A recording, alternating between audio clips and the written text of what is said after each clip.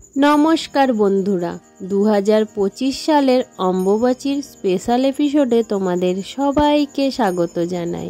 সবার প্রথমে জেনে নেব আজকের এপিসোডে কি কি রয়েছে। 2025-এ অম্বুবাচী কবে, এরপর জেনে নেব 2025 সালের পঞ্জিকা অনুযায়ী অম্বুবাচীর তিথি, প্রবৃত্তি ও নিবৃত্তির সময়সূচি। অম্বুবাচী কেন পালন করব আমরা, এরপরে জেনে নেব অম্বুবাচীর দিন কোন কোন কাজগুলি করা উচিত এবং কোন কোন কাজগুলি একেবারেই করা উচিত নয়। এর সঙ্গে জেনে নেব অম্বুবাচীর মাহাত্ম্য। তাই আমার চ্যানেলে যারা নতুন আছো তারা অবশ্যই আমার চ্যানেলটাকে সাবস্ক্রাইব করে দিও আর পাশে থাকা বেল আইকনটা প্রেস করে রেখো এরকম নতুন নতুন ভিডিও দেখার জন্য, আর তোমাদের বন্ধুদের কাছে বেশি বেশি করে শেয়ার করে দিও। কথাই বলে কিসের বার কিসের তিথি, আষাঢ়ের 7 তারিখ অম্বুবাচী। সূর্য যেদিন মিথুন রাশিতে প্রবেশ করে তার পরের দিন থেকে আষাঢ় মাস শুরু হয়ে যায় এবং তার ঠিক 7 দিন পরেই শুরু হয় অম্বুবাচী।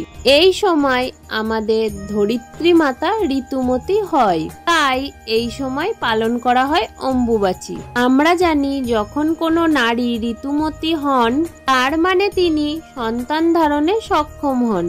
বর্ষার আগমনে ধরিত্রী মাতা ঋতুমতী হন এবং ফলে ফুলে ভরে ওঠে ধরিত্রী মাতা। অম্বুবাচী চলাকালীন সমস্ত মন্দিরের দরজা বন্ধ থাকে, কোনো রকম কোনো শুভ কাজ অনুষ্ঠিত হয় না।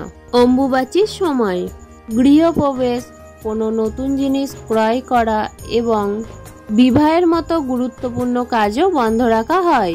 অম্বুবাচীকে বিভিন্ন জায়গায় বিভিন্ন আঞ্চলিক নামে বলা হয়, যেমন অনেক জায়গায় অমাবতীও বলা হয়, আবার অনেক জায়গায় রজত উৎসবও বলা হয়ে থাকে।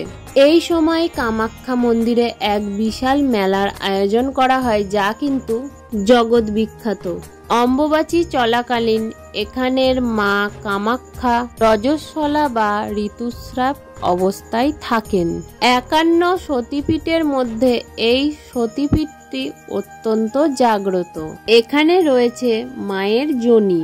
যে সময় থেকে অম্বুবাচী তিথি শুরু হয় সেই সময় থেকে শুরু করে 3 দিনের জন্য গর্ভগৃহের দরজা আপনা আপনিই বন্ধ হয়ে যায়। আবার চতুর্থ দিনে মাকে স্নান করিয়ে সুসজ্জিত করে মন্দিরে তারপরে দর্শন শুরু হয়। কথিত আছে এই চতুর্থ দিনে মা কামাখ্যার দর্শন করলে মনস্কামনা পূরণ হয় এবং সমস্ত পাপের স্খলন হয়। এরপরে জেনে নেব 2025-এ অম্বুবাচী কবে পালিত হতে চলেছে। অম্বুবাচী শুরু হবে 22শে জুন রবিবার, অর্থাৎ এই দিন অম্বুবাচীর প্রবৃত্তি।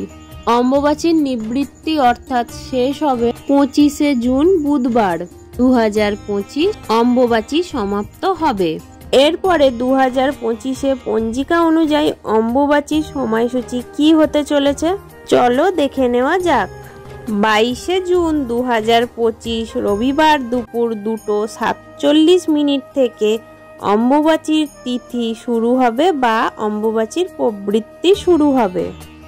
এরপরে জেনে নেব পঞ্জিকা অনুযায়ী অম্বুবাচী কোন সময় নিবৃত্তি বা কোন সময় সমাপ্ত হতে চলেছে।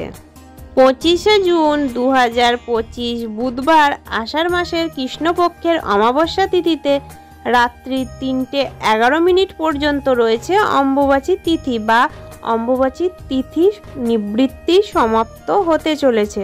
এরপর আমরা জেনে নেব অম্বুবাচী তিথি পালনের শাস্ত্রমতে কিছু বিধিনিষেধ রয়েছে, চলো সেই সম্বন্ধে জেনে নেওয়া যাক। অম্বুবাচী চলাকালীন কোনো মাতৃশক্তির পূজা অর্থাৎ কালী, দুর্গা কোনো ফটো বা মূর্তিতে পুজো করা উচিত নয়। লাল কাপড় দিয়ে এই সময় মায়ের মূর্তি ঢেকে রাখা উচিত। এই 4 দিনের অম্বুবাচী তিথি সমাপ্ত হওয়ার পর লাল কাপড় দিয়ে ঢেকে রাখা দেবদেবীর মূর্তি অথবা ফটোকে সবার প্রথমে পরিষ্কার করে তার আসন পরিষ্কার করতে হবে এবং মূর্তি এবং ফটোগুলোকে স্নান করিয়ে নতুন বস্ত্র পরিধান করার সুসজ্জিত করে আবার পুজো আরম্ভ করতে হবে। অম্বুবাচী চলাকালীন যখন পুজো করবে তখন কোনো রকম কোনো মন্ত্র পাঠ করবে না। ধূপ ধুনোর সাহায্যে শুধুমাত্র পুজো প্রদান করবে। অম্বুবাচী চলাকালীন গুরু মন্ত্র পাঠ করা বা গুরুর পুজোতে কোনো রকম বাধা নেই। আগেই বলেছি অম্বুবাচীতে কোনো শুভ কাজ করবে না, বিবাহ, গৃহপ্রবেশ, নতুন জিনিস ক্রয় করা সমস্ত কিছুই বন্ধ রাখবে। অম্বুবাচী চলাকালীন কৃষিকার্য বন্ধ রাখো। এই সময় কোনো রকম কোনো খনন কাজ কিংবা আঙুল চালানো এই সমস্ত রকম কিছুই বন্ধ রাখবে। আশা করছি আজকের ভিডিওটা তোমাদের খুবই ভালো লেগেছে। ভালো লাগলে আমার চ্যানেলটাকে অবশ্যই তোমরা সাবস্ক্রাইব করে দিও, আর যারা নতুন আছো তারা চ্যানেলটাকে সাবস্ক্রাইব করে বেশি বেশি করে তোমার বন্ধুদের মাঝে, তোমার আত্মীয় স্বজনের মাঝে শেয়ার করে দিও। আর তোমরা অবশ্যই কমেন্টে লিখে যেও জয় মা কামাখ্যার জয়।